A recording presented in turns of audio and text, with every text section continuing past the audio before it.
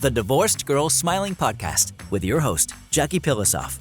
No one should have to go through a divorce feeling alone and isolated. The Divorced Girl Smiling Podcast is a production of Divorced Girl Smiling, where every show is 30 minutes aimed to empower you, help you feel validated and understood, and connect you with some of the best divorce professionals in the industry. So grab a cup of coffee or a glass of wine and start smiling as you join us right now for the Divorced Girl Smiling Podcast. Heard everywhere podcasts can be found and always at divorcedgirlsmiling.com.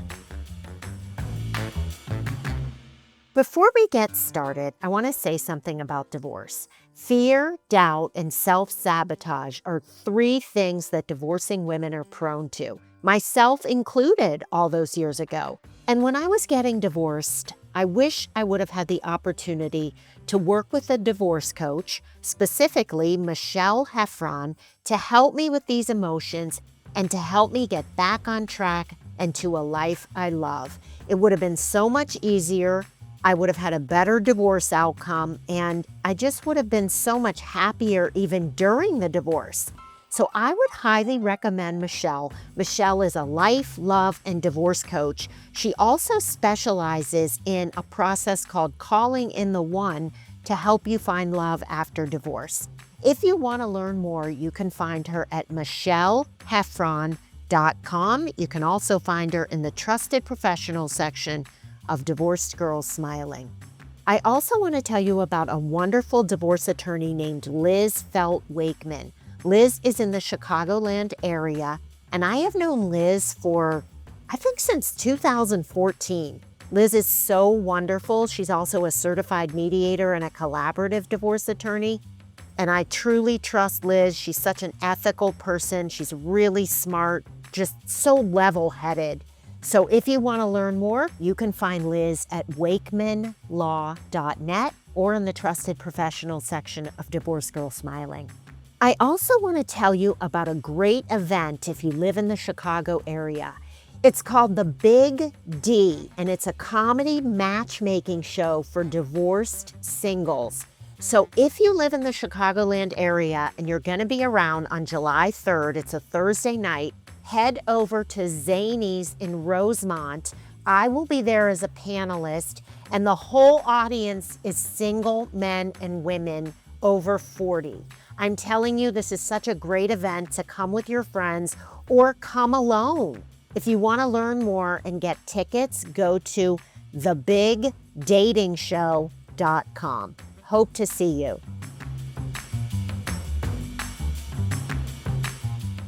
When I think of a strategy, I think of making a plan to getting what you want.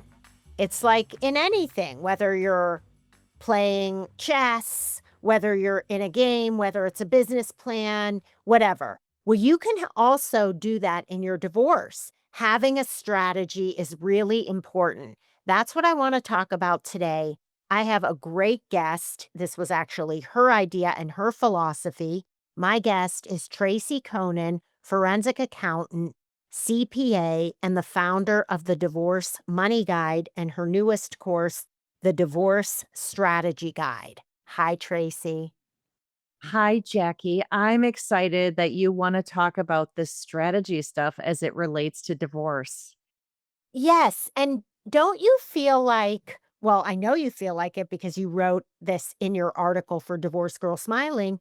When people don't have a strategy, they are reactive instead of proactive. So everything is one emergency after another. All you're doing is reacting and responding to what your husband or your husband's attorney or the court throws at you. So all you're doing is making these huge life decisions based on what they're throwing at you. Now, I want to tell everyone, I just basically read that. Tracy wrote that in her article. So tell me what changes when you have a strategy. Well, we need a plan when we're doing really important things. And to set the stage, I like to think about a divorce as a business deal, right? When people are going into a business deal, they have goals. They know where they want to get with this, and they take this strategic approach to it.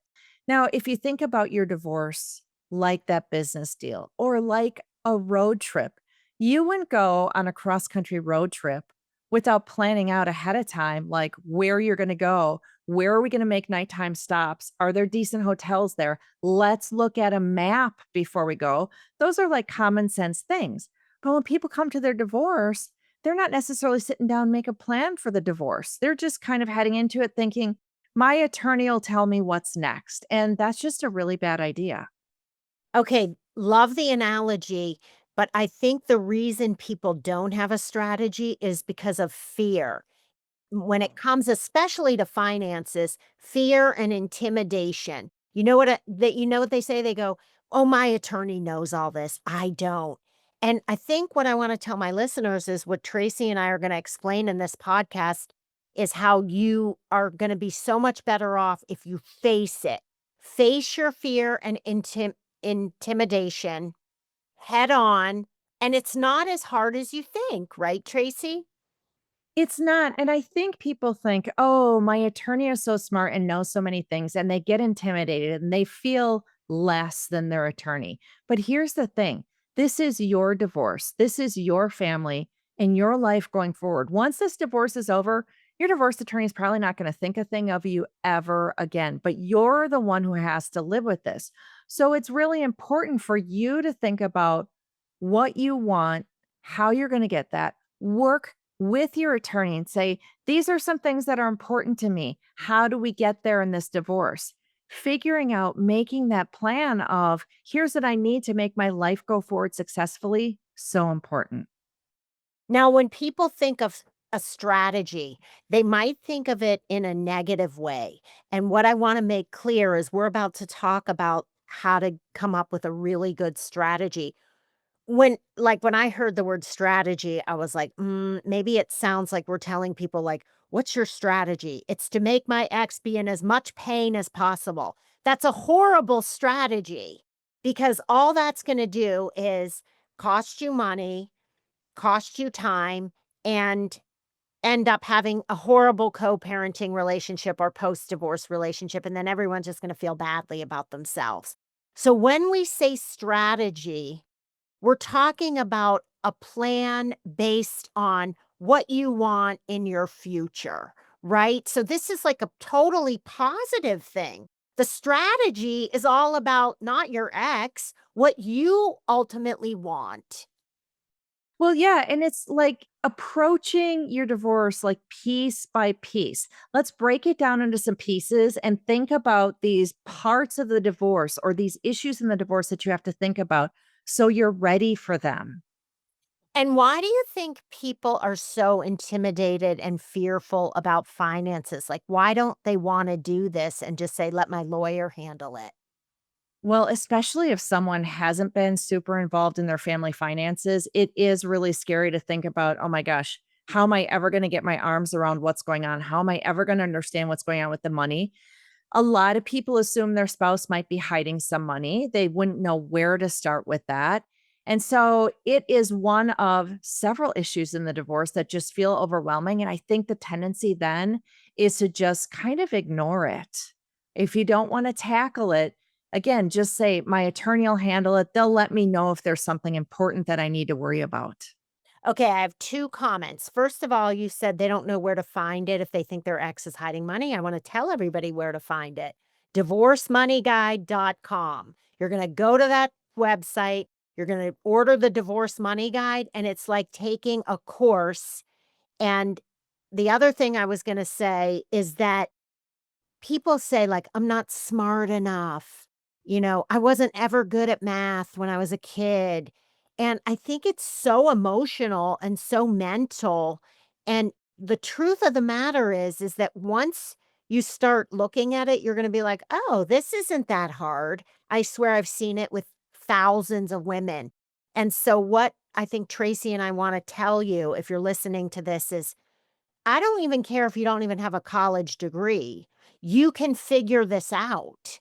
This is not something that you should be intimidated and fearful about, although we understand if you've never done it, you might be, but we want to tell you, you can do it. And the best way to do it is to go to Tracy's site, divorcemoneyguide.com. And you can also find the Divorce Strategy Guide, which is a $99 online course. And I don't want people to sit here thinking, oh, we're trying to sell you something. You know what we're trying to do? Help you. Because we know that this, for $99, it's going to change your entire life if you are intimidated by finances. What do you think? Well, you're exactly correct. I created the Divorce Money Guide and all of our other courses so that anyone could do them. You don't have to be good with numbers. You don't have to have any accounting knowledge, anything like that. We've had hundreds of people go through this stuff not knowing anything before, coming out saying, "Oh my gosh, I understood it." And you're right. If the Divorce Money Guide, which is kind of the whole start to finish, everything you need to know about the money stuff in your divorce, if that's not in your budget right now, we have smaller courses like the Divorce Strategy Guide that will get you a really solid start on the most important stuff that you need to know. So, yes, am I selling something? Sure. But the whole point is you are going to get so much value out of these, much more value than you're going to spend on them. I'm so glad you brought that up because I have to say, I believe in starting small. I'm going to give you an example. I just ordered this woman's book. It's like a book on menopause for women. Okay. I didn't want to invest and buy all these products she's selling online, but after I read the book, it made so much sense to me that I just spent a ton of money on all this other stuff. So I think you're right. The book only cost me like $15. But as soon as I saw it and believed in it and realized how right this doctor was, I went and bought all the other stuff. So that's kind of what made me think about this. Before we move on, we have to take a break. So I want to tell everybody you're listening to the Divorced Girls Smiling podcast. My name is Jackie Pilosoff. I'm your host. I'm here today with my guest, Tracy Conan, forensic accountant and founder of the Divorce Money Guide. And Tracy and I are talking about your divorce strategy. We're going to take a short break. And when we come back, we're going to talk about the steps that you can take to give yourself a great divorce strategy and have a really good divorce outcome and a great post-divorce life. We'll be right back. Can I afford to keep the house? Is it better to sell the house? Should I buy a new house or does renting make more sense? Will I be able to get a mortgage? Will interest rates ever come down? These are questions so often asked in divorce, and the problem is divorcing men and women are asking these questions to their divorce attorneys who can't answer them. But you know who can help you? Stacy Ellison, a CDLP and a divorce mortgage planner. Stacy has been in the mortgage business since 1996 and decided to become a certified divorce lending professional a few years ago. And Stacy can advocate for you, or she can serve as a third-party neutral for you and your soon-to-be ex in determining how the house is handled in divorce. Love Stacy. I really trust her. And if you want to learn more about this process, you can find Stacy at divorcemortgagesolutions.biz. I also want to recommend a really good divorce attorney if you live in North Carolina. His name is John McKnight, and John has been a divorce attorney for 25 years, both litigating cases and helping clients divorce via alternative dispute resolutions, including mediations. John is wonderful. He's experienced, he's dedicated, he's really calm, level-headed, and will give you a very good divorce outcome, in my opinion. If you want to learn more about John, you can find him at McKnightLawyers.com, and you can find both John and Stacy in the Trusted Professionals section of Divorced Girl Smiling. Welcome back to the Divorced Girl Smiling podcast. My name is Jackie Pilosoff, and I'm your host. Do you have a divorce strategy? That's what we're talking about today, and we're about to tell you 5 things you can do to build your divorce strategy. My guest is Tracy Conan, well-known forensic accountant and founder of the Divorce Money Guide. I want to tell everybody, Tracy, that we have now known each other for probably 3 or 4 years. I've watched your business grow. I've seen your book come out. I've heard you speak. You know, it's such a shame that the divorce money guide was not available when I was going through a divorce. It probably would have helped me get divorced for so much cheaper because I would have known, I would have had a clear plan. I would have known what I wanted. I would have figured out what actually was fair, what he actually had, what he might be hiding, which I just want to say my ex was not hiding money. I don't want to get a phone call going, "Did you just tell everyone I was hiding money?" Because no, that wasn't the case. But you if I had had this knowledge, I would have made much smarter decisions and would not have relied so much on my divorce attorney. And that's what Tracy and I are trying to help you do. Become empowered so you can work with your divorce attorney in getting the such a better outcome. I agree. And it saves you money too. If you can take ownership over gathering the right financial documents, you're going to save a bunch in attorney's fees right there. And just having a clear plan for yourself also saves time when you're meeting with your attorney. So there are so many ways to save money just on your attorney's fees by getting yourself organized, getting documents together, and knowing what's important to you.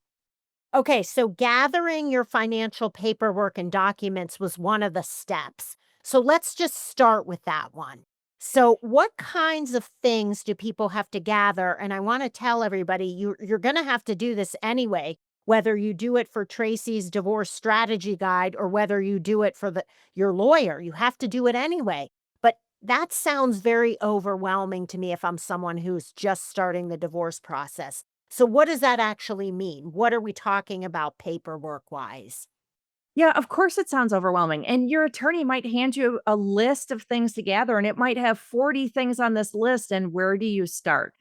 But you're right. So, one of the 5 areas that I talk about in the divorce strategy guide is gathering the financial paperwork. And by the way, these 5 areas that we're going to talk about, you can attack them in any order. These aren't like you got to do these steps in order. Pick what you want to do. So, gathering your financial paperwork, we're talking about getting together bank statements, credit card statements, tax returns, um, information about money you owe. So, your home mortgage, or if you have a car loan, things like that. So that's kind of the basic overview of the documents that you're going to want to get together for the divorce. Okay, so I'm going to break it down even more. Look at all your bills, and that'll get you thinking, okay, what else? My car, my home. You have to have like an umbrella of everything financial, your debts, your investments, everything, and try to write everything down so you have it all together. And I think that's actually a great first step because that's going to get you thinking and deciding what your goals are, which is number two in well, it's not number two, but it's one of the strategy points. It's one of the things to include when you're coming up with your strategy. Decide what your goals are. Well, Tracy, how does somebody decide? What if they say, I don't know what my goals are? Well, you have to think this through. Start with your kids. You have some goals there. You know what you'd like to see the parenting plan look like, how much time sharing you want to do with your ex, where the kids are going to go to school, who's going to pay for what. All of those are the kinds of goals that you'll put together in that area. When it comes to your finances, you might want to, one of the goals is, thinking about where you're going to live, whether that's staying in the family home or living in a new home. You want to think about the retirement accounts. What is your goal as far as dividing the retirement accounts, maybe keeping a retirement account that's been in your own name? So there are lots and lots of decisions that you have to make, but you want to think about areas like that. Think about the kids, think about your money, think about your living situation. And that's where you start with coming up with these goals. Tracy, I love that answer. And what I want to tell people is that your goals can change. So don't Yes. feel like, well, if I don't know, then I can't put it down as a goal. You put down what you want right now, today, knowing that if you figure out later, is it really worth it to stay in my house? Maybe I can give that up.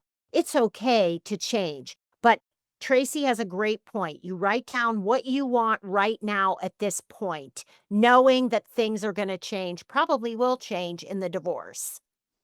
Well, and then once we have our goals, I have people start ranking their goals as far as what's most important to them. So, for example, one of your absolute non negotiables might be my kids stay in the school that they're in now.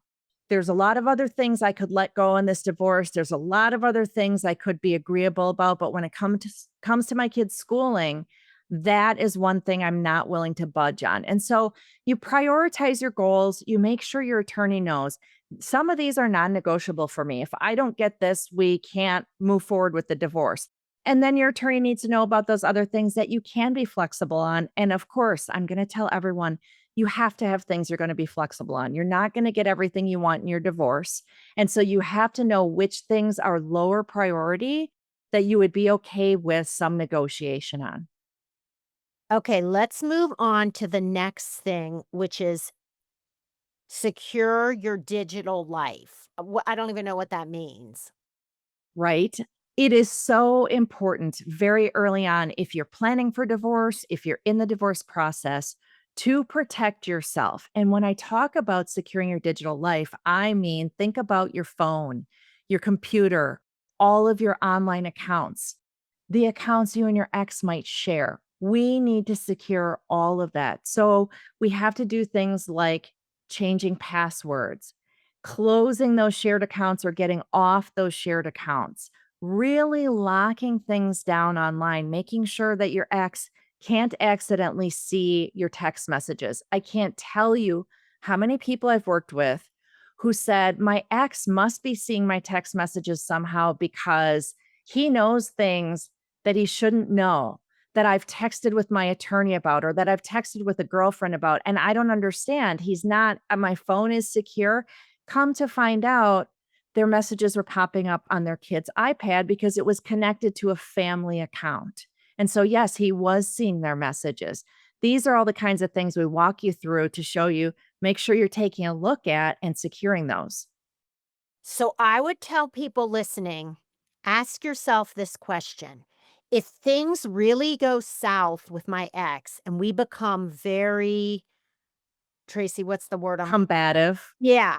Okay. If we become combative and this divorce gets ugly, what do I not want him to see or have access to?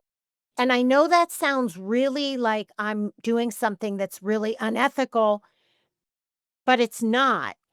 So change passwords. Make sure he can't see your if you, let's say, have a nice conversation with your old boyfriend from high school on Facebook and he happens to have the password and sees that, that could change the whole dynamic of your divorce. Even if you're not cheating or doing anything wrong, he might get really jealous and now all of a sudden the game has completely changed.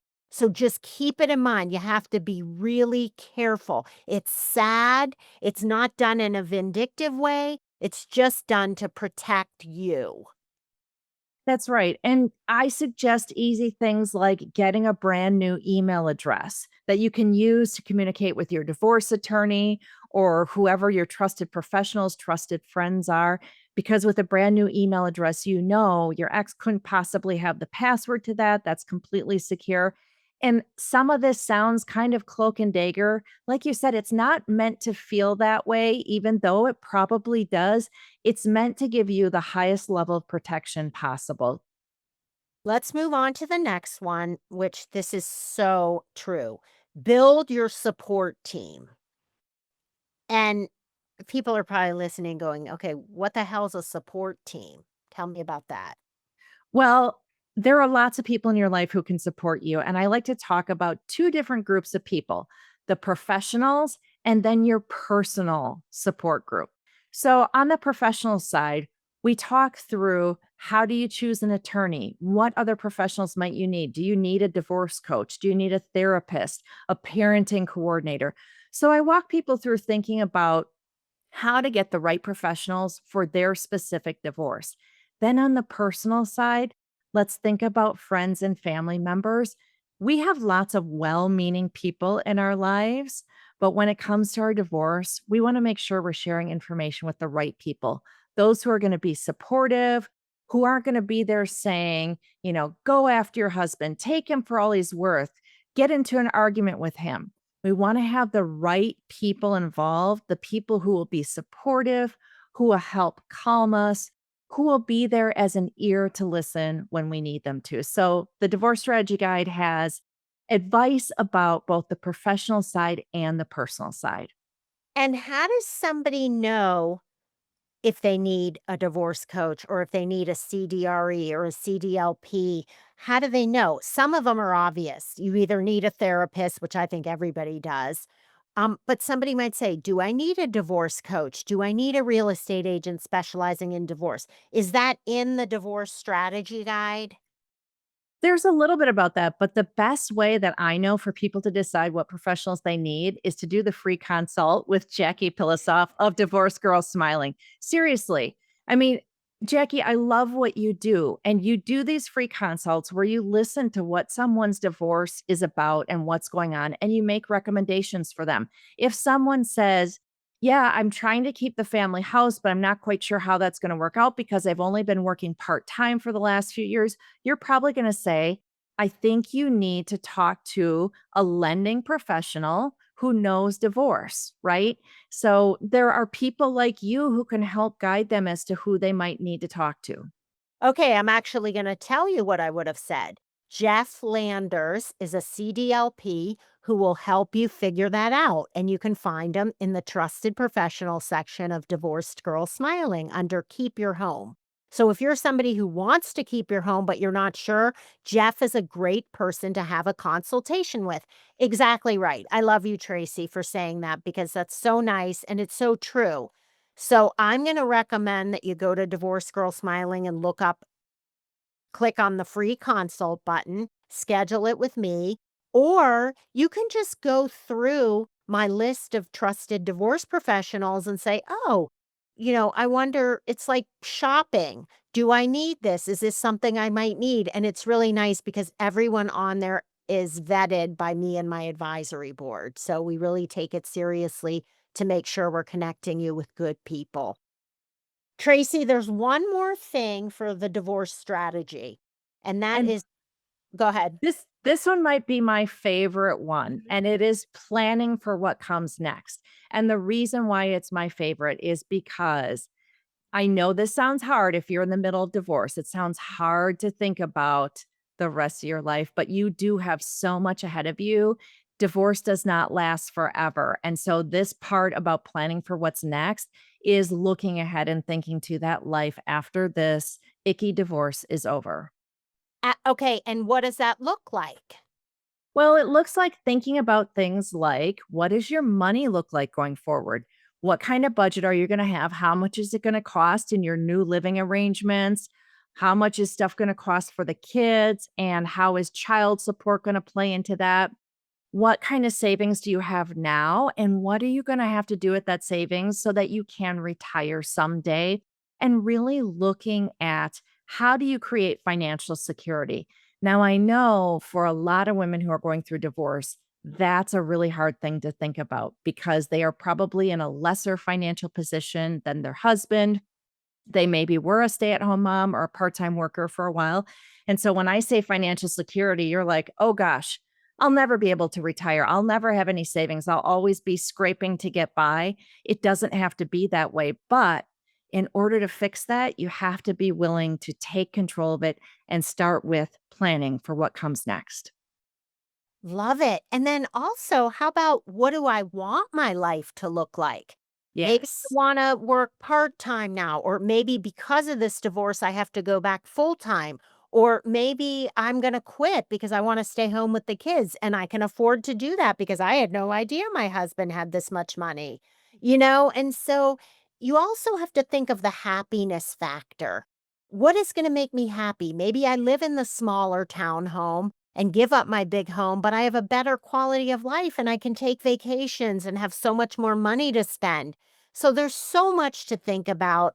And I truly, truly have loved this conversation because Tracy, I think you're so smart in developing the divorce strategy guide because without this, you're just kind of all over the place. And what this is it's a plan.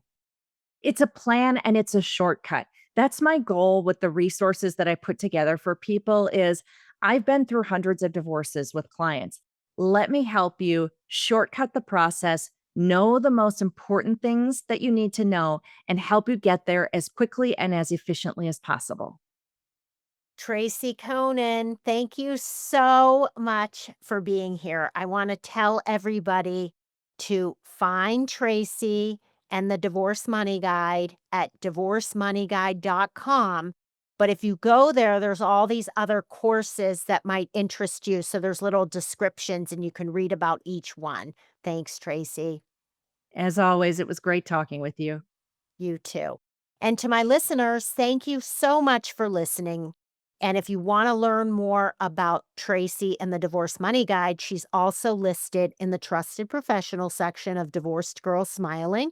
So are so many other resources. You can also go to divorcedgirlsmiling.com to listen to more podcasts, read articles, or of course, sign up for my free consult.